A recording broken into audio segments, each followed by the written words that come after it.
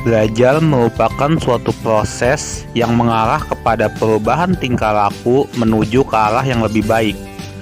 Dalam hal ini, tingkah laku yang dimaksud adalah bahwa setiap peserta didik harus bisa mencapai kepada titik maksimal dari maksud dan tujuan dari kegiatan belajar yang diselenggarakan kepada setiap peserta didiknya tersebut. Pendidikan nasional bertujuan mencerdaskan kehidupan bangsa dan mengembangkan manusia seutuhnya, yaitu manusia yang beriman dan bertakwa pada Tuhan Yang Maha Esa dan berbudi pekerti luhur, memiliki pengetahuan dan keterampilan, kesehatan jasmani dan rohani, berkepribadian yang mantap dan mandiri, serta tanggung jawab kemasyarakatan dan kebangsaan. Namun, sebagian besar sekolah masih terkendala dengan siswa yang tidak tertib terhadap aturan yang ada. Tentu, ini menjadi indikasi kegagalan sekolah dalam membentuk kedisiplinan bagi siswanya. Maka, salah satu solusi yang dapat dilakukan sekolah yaitu pengendalian sosial. Karena pengendalian ini sebagai sebuah cara yang dilakukan untuk mencegah dan menekan perilaku menyimpang. Jika kita telah lebih dalam, banyak sekali penyebab atau hambatan yang bisa menjadi penyebab siswa mengalami sedikit kesulitan dalam menerima hasil dari proses belajar mengajar. Salah satu gangguan yang berkaitan dengan masalah di atas adalah problem behavior in the classroom. Dalam kajiannya tersebut, banyak membahas mengenai berbagai macam penyebab atau masalah-masalah apa saja yang membuat siswa melakukan suatu perilaku yang bermasalah yang menyimpang dari kebiasaan orang-orang di sekitarnya.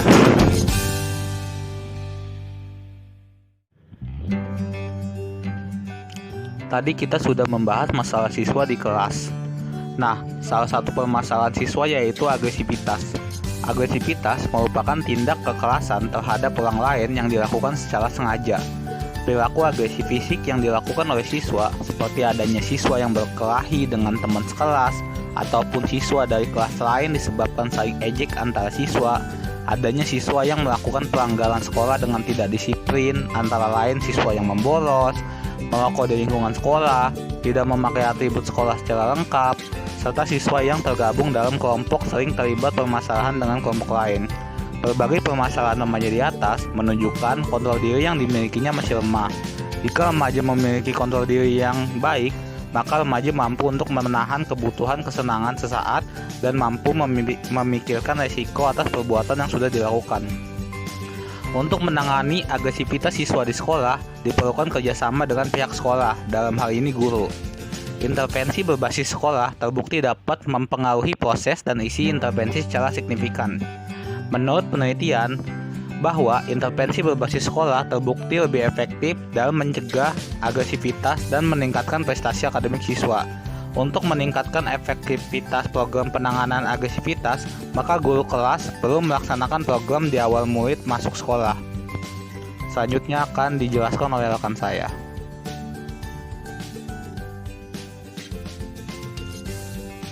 Baik, saya akan melanjutkan pembahasan dari coding. Nama saya Elin Remaja, saya akan menjelaskan the isolated student atau siswa yang terisolir. Pertama itu ada hakikat siswa yang terisolir. Menurut Andi Matire 1982, siswa yang terisolasi adalah siswa yang jarang dipilih atau seringkali mendapat penolakan dari lingkungannya. Salah satunya adalah kemampuan daya pikirnya yang rendah atau bodoh.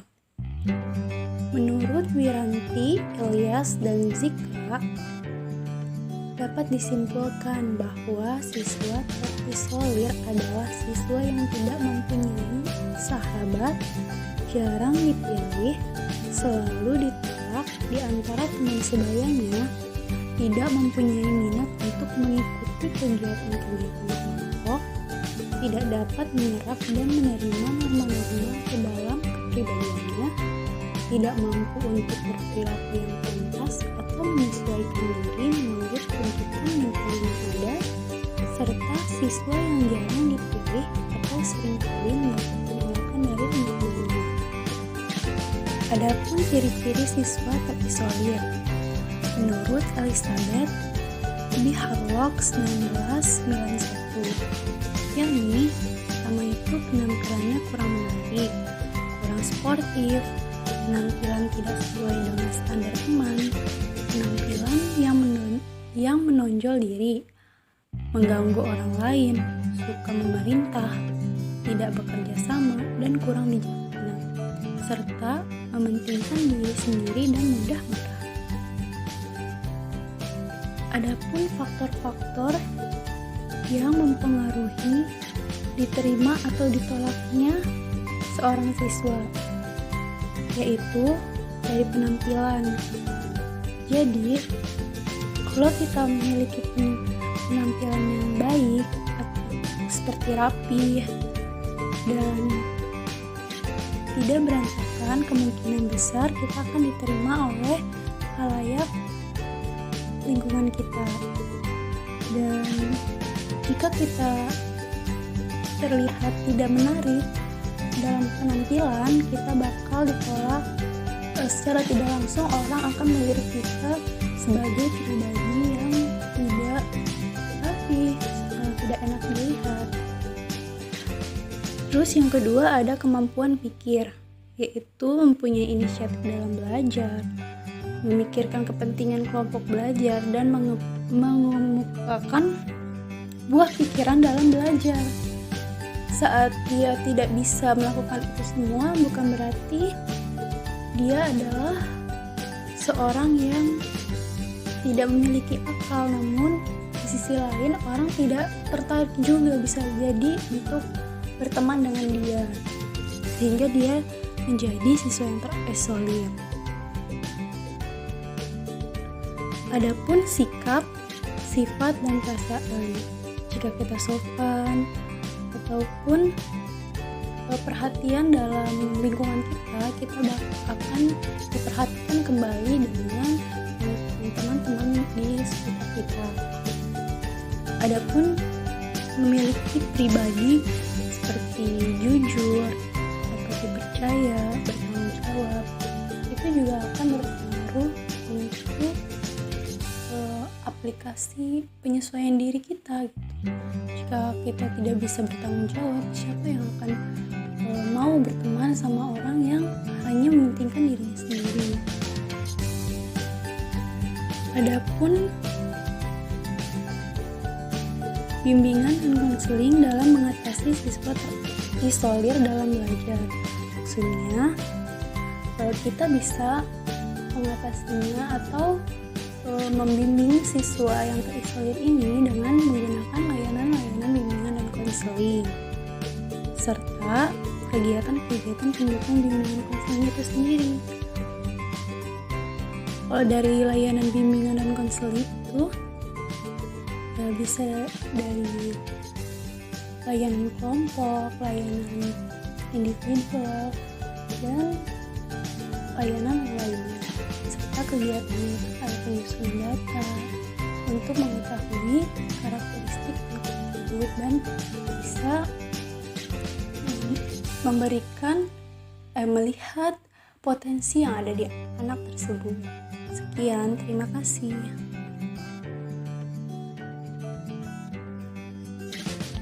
Selanjutnya, saya Khairunisa akan menjelaskan bullying di sekolah. Yang pertama, pengertian bullying. Kata bullying berasal dari bahasa Inggris, yaitu dari kata bull yang berarti banteng yang senang merunduk ke sana kemari. Dalam bahasa Indonesia, secara etimologi, kata bully berarti penggertak, orang yang mengganggu orang lemah. Sedangkan secara terminologi, definisi bullying menurut Ken Reiki dalam Astuti 2008 adalah sebuah hasrat untuk menyakiti. Hasrat ini diperlihatkan ke dalam aksi dan menyebabkan seseorang menderita. Aksi ini dilakukan secara langsung oleh seseorang atau sekelompok orang yang lebih kuat, tidak bertanggung jawab, biasanya berulang, dan dilakukan dengan perasaan senang. Ryauskina, Zuita, Densus Setia 2005 mendefinisikan school bullying sebagai perilaku agresif yang dilakukan berulang-ulang oleh seorang atau sekelompok siswa yang memiliki kekuatan terhadap siswa-siswi lain yang lebih lemah dengan tujuan menyakiti orang tersebut. Bullying dalam dunia pendidikan termasuk ke dalam tindakan kekerasan yang merugikan orang lain.